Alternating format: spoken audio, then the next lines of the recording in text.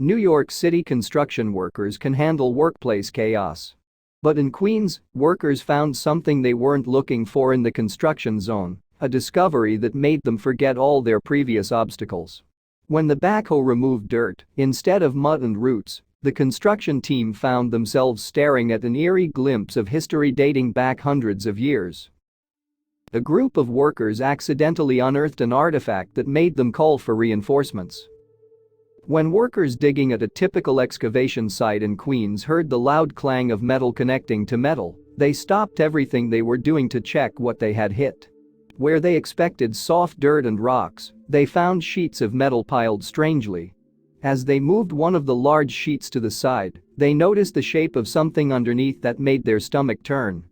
Convinced that this was no simple old rusty pipe, the construction workers quickly called the police to report what they had inadvertently discovered, and the detectives who arrived grimly confirmed the truth. Detectives Warren and Seas were sure it was a human body. They had handled their fair share of gruesome crime scenes, but they had never witnessed anything like this. There was a cat trapped here. You see, further inspection showed that this was not a crime scene. Where there should be dust and bones, lay a surprisingly well-preserved corpse of a woman, carefully dressed in clothing from at least a century ago. Staring at the mummified body, and with no idea what to do with it, the officer's next call was to the office of the Chief Medical Examiner, Forensic Division. Scott Warnish was the right person. Scott wasn't in the habit of receiving calls from the homicide department. Hearing the word mummy, he called some colleagues. As soon as he saw the metal fragments, his pulse quickened. I immediately knew what they were. Fortunately, Scott cultivated a passion for the old, the strange, and sometimes the morbid. He recognized the metal remains as a rare find, curiously located in the soil of Elmhurst, Queens. The remains of an iron coffin. Armed with the information that this person had been buried in an iron coffin, Scott was able to determine that the body had been buried around 150 years earlier. He began to turn over in his head the identity of the woman to whom this unique and expensive coffin had been given. From what they could see with the naked eye, the deceased was wearing a nightgown and a muslin veil. Her hair was braided with a black horn comb carefully placed in her braids. She was African American, and they noticed something unusual dotting her skin. Forensic scientists know they must protect bodies from exposure to the elements to buy time in the decomposition countdown. But in this case, the strange marks on the skin made them ignore the custom completely. A sequence of dotted marks traced the skull, hinting at a contagious disease. Smallpox. Given the level of preservation, the forensic team felt compelled to inform the Centers for Disease Control. Retreating until the scene was clear of contagion, CDC investigators relieved them. They assessed the scene and immediately agreed that it had the potential to spread. Smallpox claimed more lives worldwide than any other disease. In the 20th century alone, the disease caused between 300 and 500 million deaths. In the 19th century, New York was a hotbed of infections. The 150-year iron coffin timeline estimated by Scott overlaps with the smallpox outbreaks, suggesting that this poor girl was one of many New Yorkers devastated by the disease. Fortunately, samples sent to the laboratory revealed that the disease was no longer viable. With the fear of contagion crushed, they dedicated themselves fully to unraveling the mysterious identity of the girl in the iron coffin. As far as the law was concerned, the case was closed. But Scott wasn't ready to say goodbye to the mystery girl. Fortunately, he had some scientific connections that could help him piece the puzzle together. Jerry Conlog, a retired professor and mummy X-ray technician, scanned the remains to compile a virtual 3D representation. The bones offered another critical point in the right direction in discovering who she was. It turned out that smallpox had indeed shortened his life. From his bones completely fused, they estimated that he had died between the ages of 25 and 35.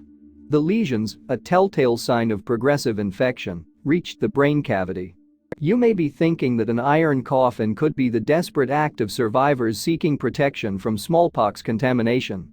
No, this funerary device was reserved for those willing to pay its high price.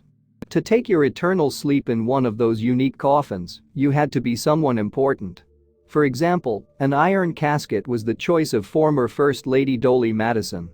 At the time, it was the only way to attempt to transport a body after death, otherwise, he was buried near where he took his last breath.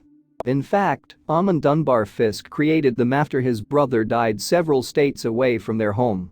Soon, he patented the technology, but it never became truly mainstream. So how did this girl end up buried in such a hard-to-find coffin? The next step was to examine a part of the body that offers a lot of detail. The teeth. High levels of lead in his teeth revealed that he belonged to an urban environment, a common consequence of early 19th century industrialization. Armed with that information, they turned to public records to locate her.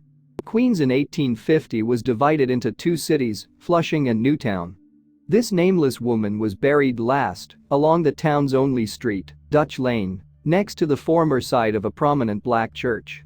The black community in Newtown was growing in the 1850s. That year marked the first census that recorded African Americans, despite denying them the right to vote. Investigators were hoping his girl would be on the list. From the long list, they narrowed the possibilities down to 33 names. A little digging into the people listed left investigators completely convinced that one individual in particular was the girl in the iron coffin, a 26-year-old girl named Martha Peterson. New York in 1850 was still transitioning from a slave state to a free state, but Martha Peterson was free. Records indicated that she lived in the home of a person who had a direct connection to the sinister-looking iron coffins. The census listed Martha as a resident of the household of William Raymond, who turned out to be the brother-in-law and business partner of an almond iron coffin maker, Fisk. In their mission to solve the case of the unknown identity, they had learned about the devout and close-knit African American community to which Martha had belonged. She represented a group of people overlooked and forgotten, in a time when the accounting and stories of the average black person were hidden. They all agreed that Martha deserved a proper burial, and they knew of a church that would be happy to welcome her home. Since 1850, the church where Martha had been buried had moved, but not too far. They contacted St. Mark's African Methodist Episcopal Church and told them about the fascinating story of their late parishioner. Excited to have a window into their past, the church found Martha's story to be significant. Officials provided a mahogany coffin and held a funeral to honor her memory. Pastor Kimberly L. Detheridge explained, "It was important to us to make sure we treated her with the utmost respect. But most of all, we paid tribute to the person we believed she was." One last curiosity kept the investigators from letting Martha go completely. At that moment she felt like a friend of hers, so they wanted to put a face to her incredible story and share it with her community. Taking scans of her skull, they used forensic specialist reconstruction software to see what she would have looked like when she was alive. After digitally reconstructing her bones, muscles and features, they stared at Martha Peterson's face. The visual image of her is an important reminder that she was more than a name on the record, she was a person who lived in a world not so distant in the past. Thanks for watching, and don't forget to like and subscribe.